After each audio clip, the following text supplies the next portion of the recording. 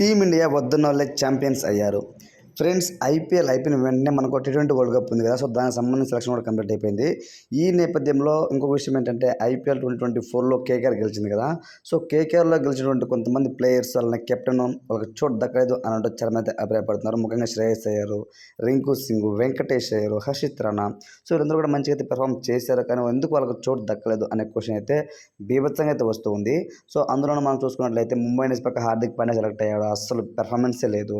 అలానే దాని తర్వాత చూసుకుంటే సిఎస్కే పక్క శివం దుబే, సో తను సెలెక్ట్ చేశారనమాట. కానీ ఫస్ట్ హాఫ్ చాలా బాగా ఆడాడు, సెకండ్ హాఫ్ అస్సలు ఏం పెర్ఫామ్ చేయలేదన్నమాట. అలానే చూసుకుంటే రవీంద్ర జడేజా కొంతవరకు ఓకే, రోహిత్ శర్మ మంచి ఫామ్లో లేడు. ఇంకోటి ఏంటంటే సిఎస్కే పక్క రుతురాజ్ గైక్వాడ్ని తీసుకోవచ్చు కదా అని ఒక టాక్. ముఖ్యంగా కోల్కతా పక్క రింకు సింగ్ ఎందుకు వదిలేశారు, శ్రేయస్ ఎందుకు వదిలేశారు, తను డొమెస్టిక్ మ్యాచెస్ ఆడలేదని ఒక కారణం తనైతే పీక్ పడేశారు.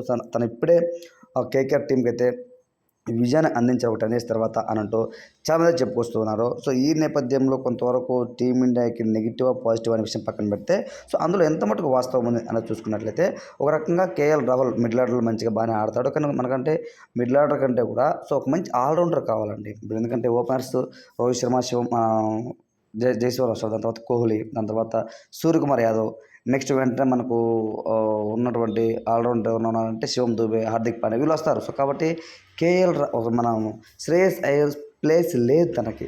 ఇన్ కేస్ మన సూర్యకుమార్ యాదవ్ సరిగ్గా ఆడకపోయి ఉంటే తనని తీసుకునేవాళ్ళు. అందులో డొమెస్టిక్ ప్లేయర్స్ ఆడలేదు కాబట్టి.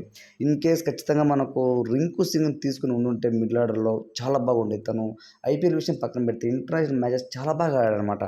మనం ఐర్లాండ్తో మ్యాచ్ చూసాము, అద్భుతంగా ఆడాడు రోహిత్ శర్మ. అలానే తనతో పాటు పార్ట్నర్షిప్ బీభత్సంగా ఇచ్చారన్నమాట రింకు సింగ్. సో కాబట్టి తను తీసుకుంటే చాలా బాగుండేది అని నేను అనుకుంటున్నాను.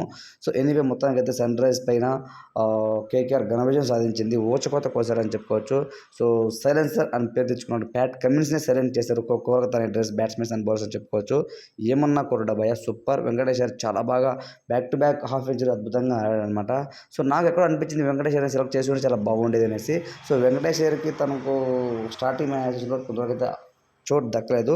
కానీ ఏది ఏమైనా సరే వెంకటేష్ అయ్యర్ చాలా బాగా ఆడతాడు, ఓపెనింగ్ బాగా ఆడతాడు, వన్డౌన్ బాగా ఆడతాడు, మంచి బ్యాట్స్మెన్ అనమాట. సో నాకు ఎక్కడ కొంతవరకు అనిపించింది తను తీసుకుంటే చాలా బాగుండేది అనేసి. మీ పాయింట్ ప్రకారం కోల్కతా నైట్ రైడర్స్ ఆడుతూ ఎలా ఉంది, వాళ్ళు T20 వరల్డ్ కప్ ఎవరిని సెలెక్ట్ చేసి ఉంటే బాగుండేది అని మీరు భావిస్తున్నారో వాళ్ళ నేమ్ కామెంట్ తెలియచండి. ఇలాంటి మరిన్ని వీడియోస్ కోసం మన ఛానల్ సబ్స్క్రైబ్ చేయండి, సపోర్ట్ చేయండి. Thanks for watching friends.